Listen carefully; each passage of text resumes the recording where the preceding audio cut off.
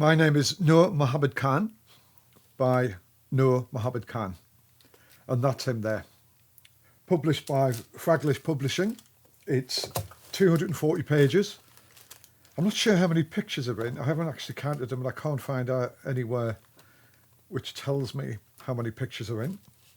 It's a first edition, limited to 130 and then 20 special editions.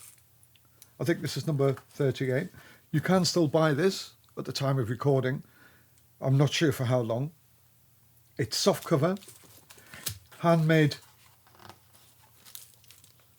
and digital print. And you can see there's some sort of fabric here. It's sort of hand. I don't know what it is. It feels like a bit like canvas. Could be a screen print actually. And then it's stuck on to the sort of the card base there. This is the cover it comes in. And obviously I'm a bit rough opening it, and regrettably I've broken it. So what is it about? It's another journey book. It's another almost retrospective of Noor's life. This is him here. Now, it's based in Pakistan and Afghanistan. It's about his travels. I'm not sure of his original name because in the 60s in America, in LA, he was played for a band called the Sloths. And then he played for the Velvet Underground, I think in the late 60s. And then he went traveling. He was a yoga teacher in LA. He obviously was a musician, a guitarist. And I'm not sure the real reason, to be fully honest, why he decided to head to Afghanistan, apart from that he wanted to learn about the rabab and he wanted to record local musicians. I think he was obviously interested culturally in the music, everything, and I think he wanted to capture that. He was obviously have a spirituality with music, and he wanted to explore the rabab. I'll show you what a rabab is in a minute. So it says here, I'm an American who became Muslim in Afghanistan in the 70s. I'll just drop this down. I used to play in the rock band The Sloths in the 60s.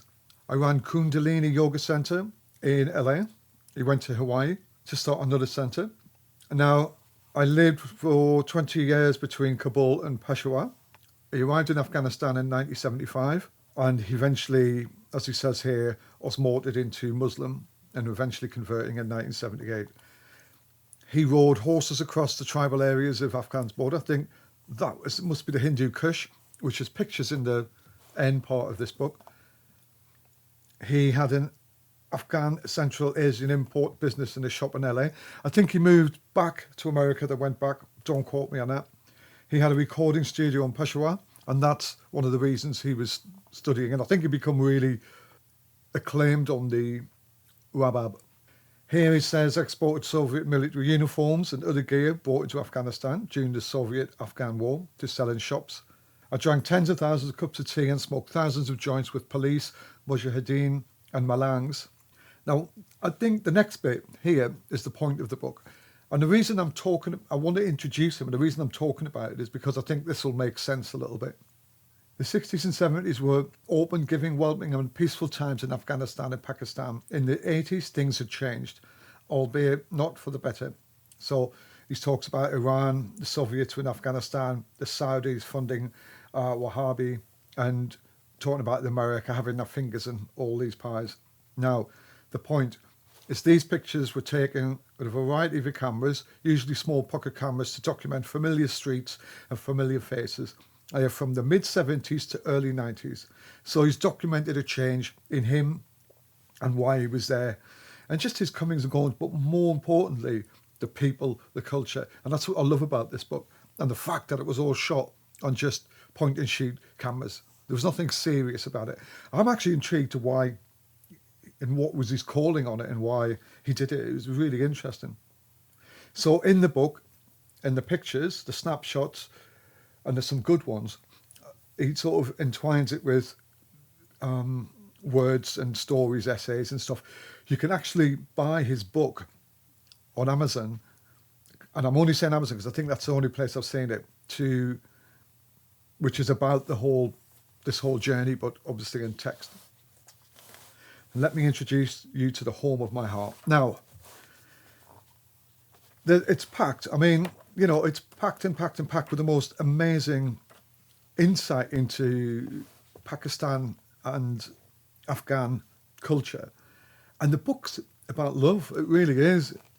You know, to many of us, this culture seems a little bit alien to us, I think, you know, and we maybe just don't understand it enough. And I think this picture doesn't alienate, it actually brings home that there's lots of peace and love here. There's obviously, I'm not going to go into the politics and the internal tribalism politics as well, but just for the face value of this book, it just offers a really, really nice journey of somebody's life and his experiences, and that he's absolutely captured them as well, and I find it really intriguing.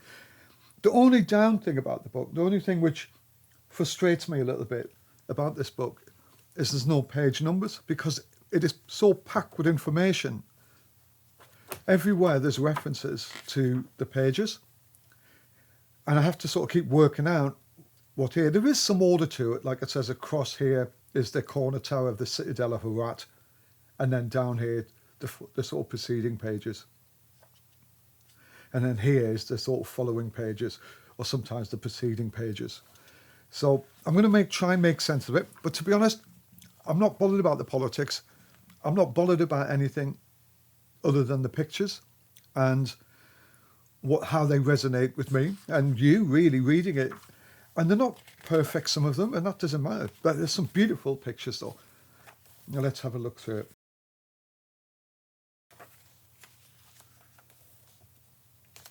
So this is the Citadel of Herat, like I said.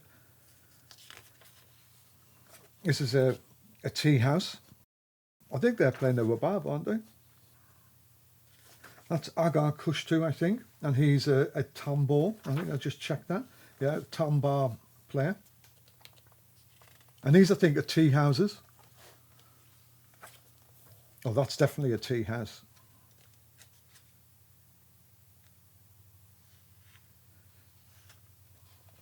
That's amazing. It feels like it was published in the 70s, this. It's got that feel to it. That when I was a kid, I'd look at encyclopedias and I'd see sort of pictures like this. It's just reminiscent of stuff like that.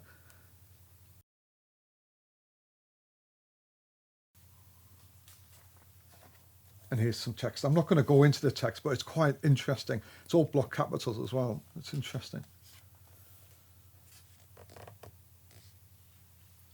I am intrigued to know why he had cameras. What possessed him to keep the camera? Was it because he knew he was going home someday and he wanted to remember this time? What did he do with the film? Did he get it processed there? It's interesting. Just little silly things like that as a photographer, and all the sort of things you've got to think of. I'd love to know what film he shot it on as well. Judging by the colours, it's probably Kodak.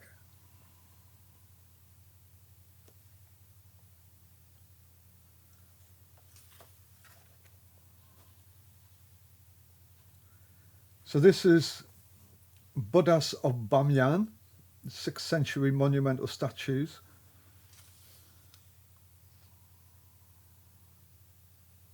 And this is in the Hazarayat region. And this is in central Afghanistan.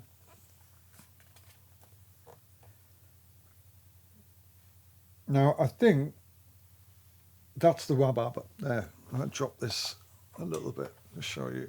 You can actually hear and watch Noor playing this on his website. I'll put the website link on so you can listen to him. I think he's obviously become a master player of it.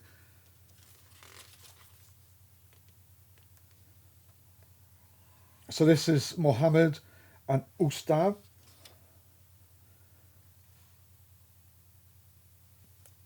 Around 1975.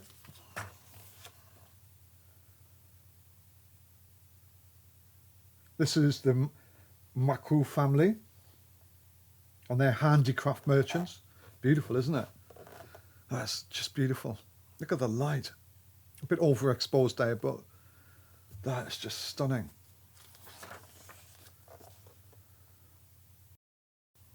Again, beautiful. Now, it says here, one snowy night working late with tailors, these two goofy Kabul policemen gave me a classic photo opportunity. I'm going to give it to you. I've stared at this picture for hours. It's just wonderful. Look at the guns. They're so friendly looking. And scary.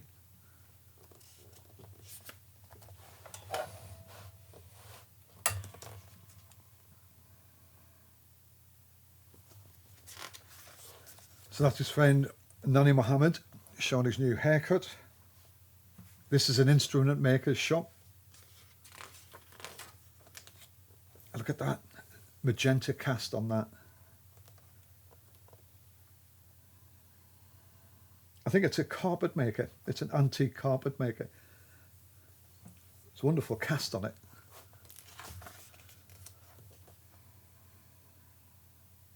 And this is Maku's handicraft shop.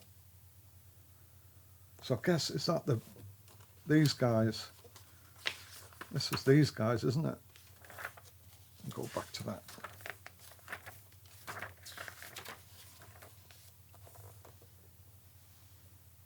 And they're two silk cloth merchants in Kabul.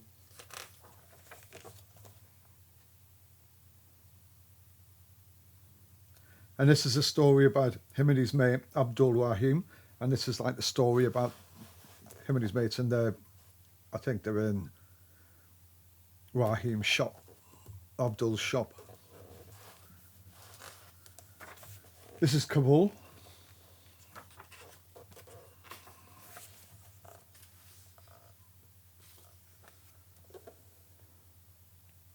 And this guy here, I think he's a teapot mender. I might be wrong. It's a guy, I'm not sure, he's a vendor, I'm not sure what he's selling. And street vendors.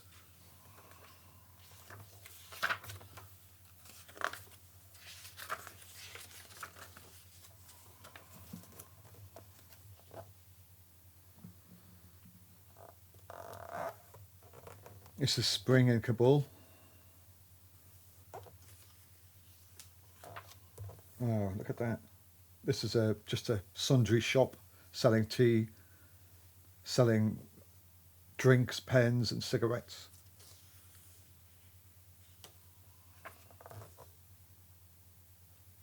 Kuchi women in Kabul, a bazaar in Kabul. Fruit and veg shop, Kabul. And this is a magenta casted Kandahar bazaar. It's wonderful. They feel even, it looks like something from the 19th century. It's wonderful.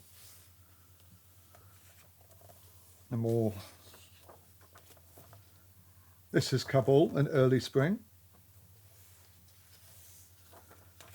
And this is on the road. I think this is Turkestan.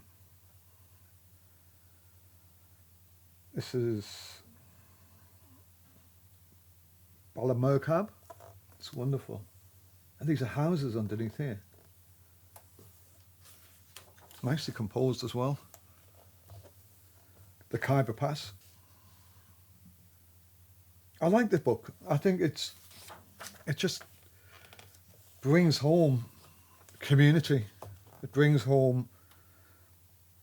just brings home love and happiness and just people enjoying their lives and making ends meet.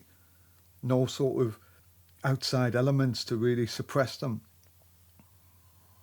Now, that's a view of Peshawar. I think that's towards Afghanistan.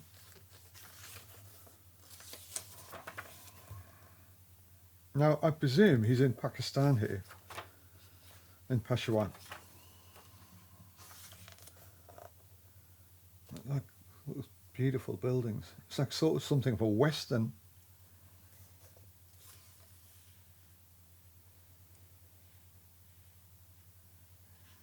And I think that might be the Mahafi Hotel. That's his recording studio in Pukhtunkhwa.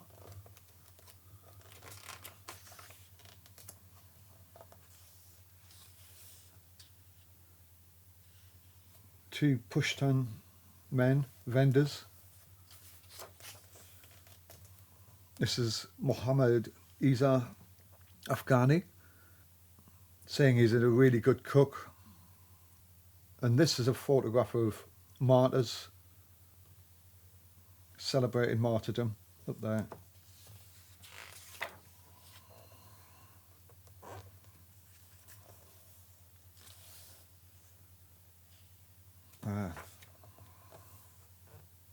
This is in the recording studio. This is Noor. And this is, as he says in here, Master Ali Haider. And I was working on an overdome of my makeshift studio in Amin Hotel, Hashtanagri in 1987. So you can see the data jumping about. And I don't think this book needs me to go at any pace, really. I'm just happy to sort of try and explain some of these pictures to you, because I'm only scratching the surface. There's a lot more to find out if you look at the book and read the text. This is a chaiwala tea maker in Peshawar. And this one is the tea houses at dawn. Quite blurry.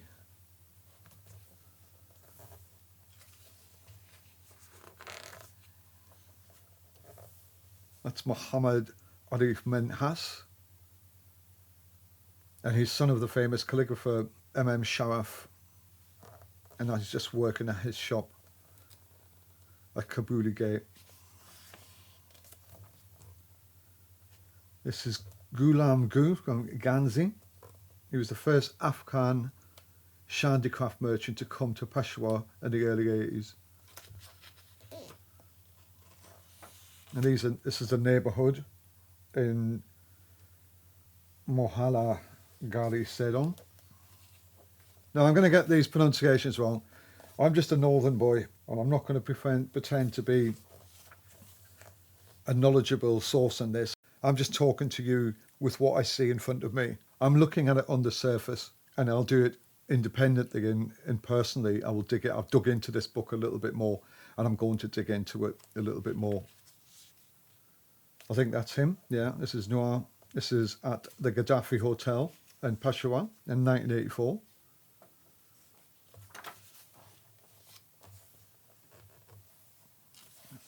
That's the kebab.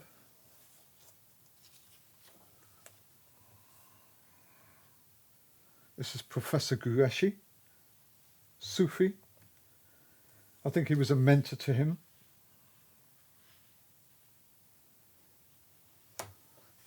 These are brilliant. I just love these pictures. This is in Murad Market. And they're just traders. Wonderful, aren't they?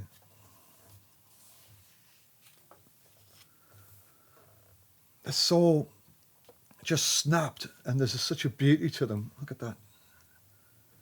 There is such a beauty to these. Just the naivety of it all is just wonderful.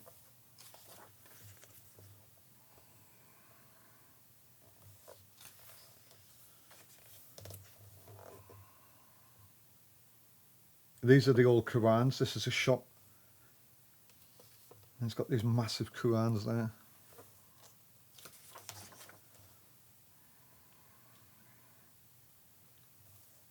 Family. Oh, look at that. Just fabulous. Just fabulous. Just beautiful. Look at this. Guy, his head coming out of the light there. Just wonderful. I'd love that. This is a butcher in Peshawar again.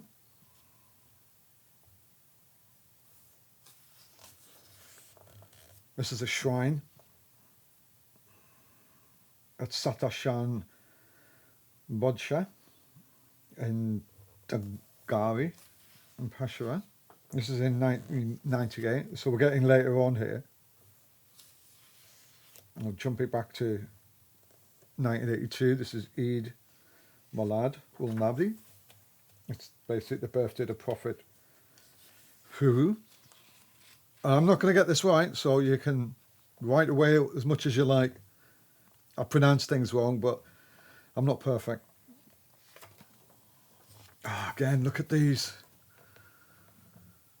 This is such a good little book. I love it. I'm really pleased. I've got a copy of this. Fraglish Publishing, who do these books, you should check them out. I'll put a link on the information boxes because they're books. I've got a few of them. They're just wonderful. This is all in Peshawar. There's a dentist, a Khyber dentist. God, look at that. Gorgeous. Tea house.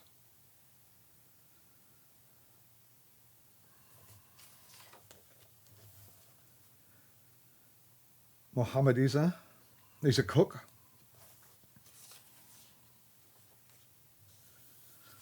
That's a jam. Look at that. Wonderful.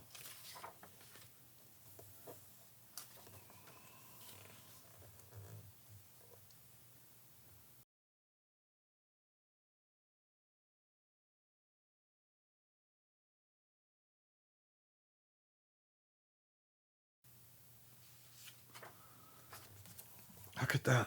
It's so beautiful. And these are just snapshots from a point and shoot camera. It's so good. You can see the sort of shadow there. It sort of expands his head a little bit. It's just full on direct flash. But nevertheless, they are just really interesting. I'm presuming a lot of these are shot vertically as well. Look at that knife seller or knife sharpener maybe, or even a butcher. I need to find the caption. Shop front. And that's him there.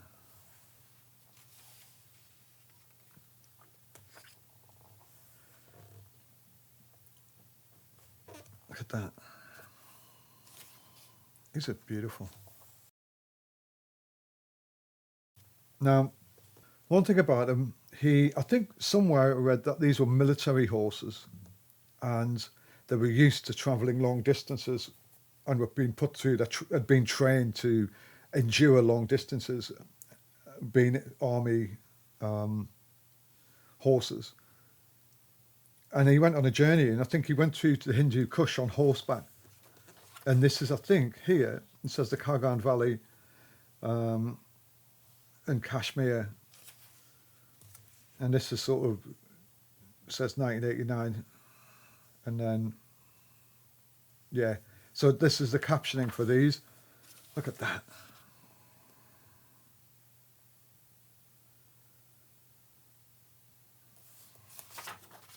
That's a bridge. A bridge on Karakoram Highway, south of Gilgit. The Chitral Valley. The Chitral Valley.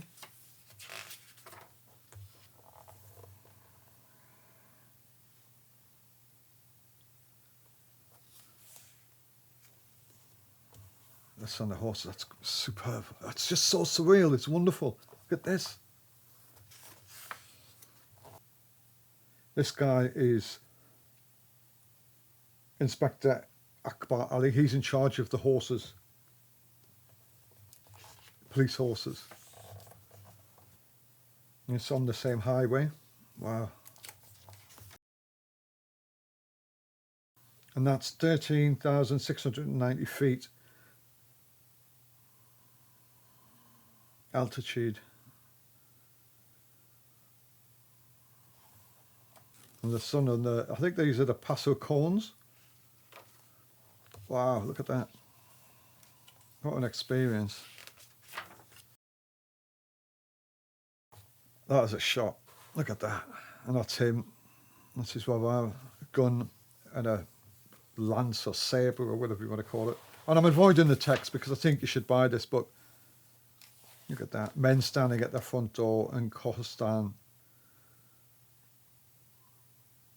Now, he does say a couple of his friends may have shot some of these, but I don't think he remembers. But the fact that they were just taking pictures all the time and they were charting the journey, and I guess maybe at the time he was thinking it's something to take back to America when I go back. I have no idea. I just find it interesting. And I can't find anywhere where he explains that process of why he was taking pictures. Look at these. Aren't they beautiful? Oh, trucks.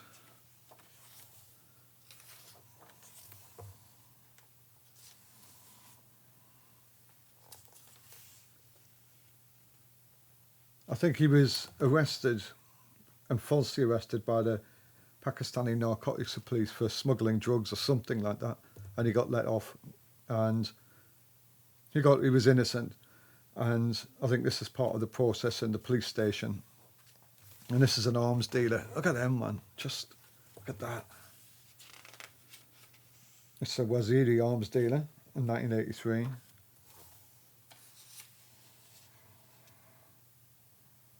I think this guy here is a magistrate.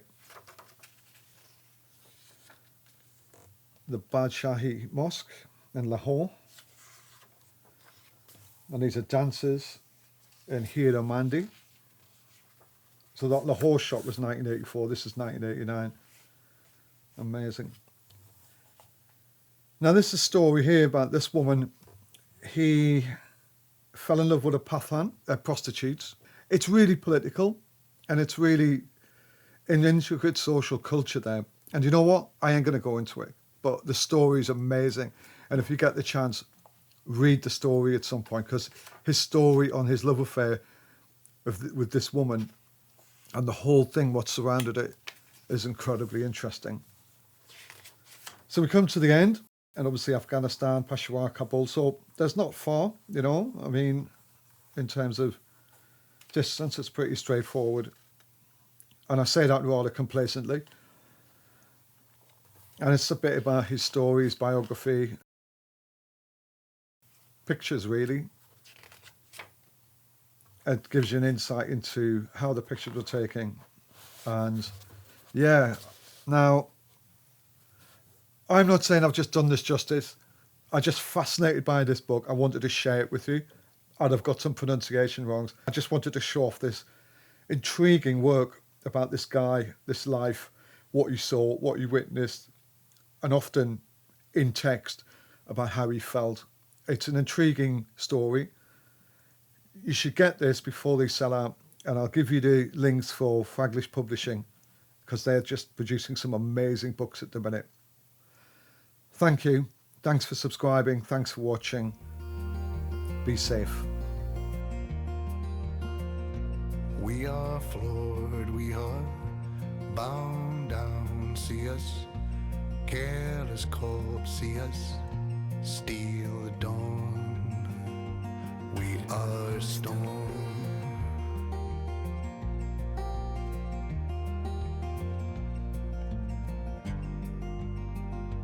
We are storm.